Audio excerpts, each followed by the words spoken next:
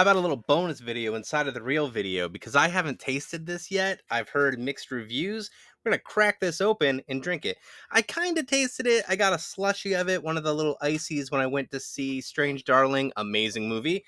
So I guess I have an idea of what it tastes like, but we're going to try this one right here. I literally just opened it, so you're not going to get a pop fizz. How's that? All right. Beetlejuice, Haunted Apple Fanta. Smells gross. Smells real gross.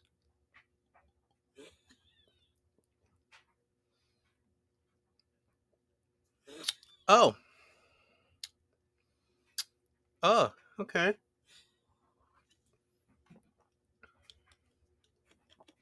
Well, yeah, that's gross. Oh,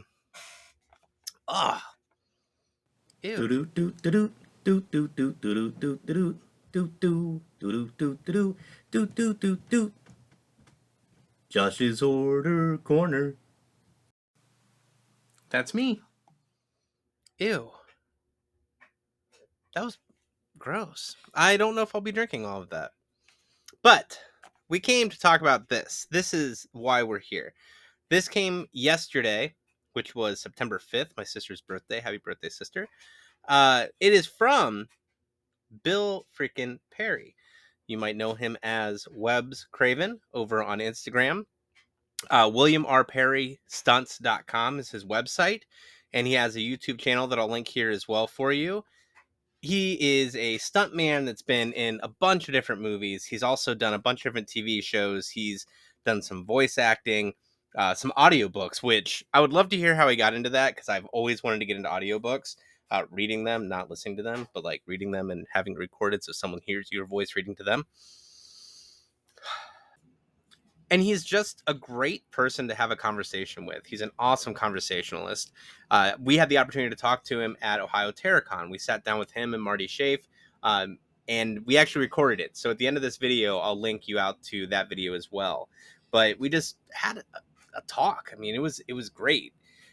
When we talk about the movies he's been in, Predator 2, People Under the Stairs, Lost Boys, Christine, he has a very extensive resume. He was Star Trek Last Generation. He did stunts for Will Wheaton.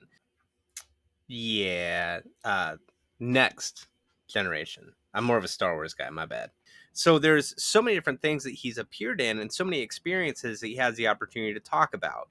If you follow his socials, you'll get a great idea of what he's done and what he's continuing to do. He goes on live pretty often to talk about some of his experiences. He pops up on different podcasts.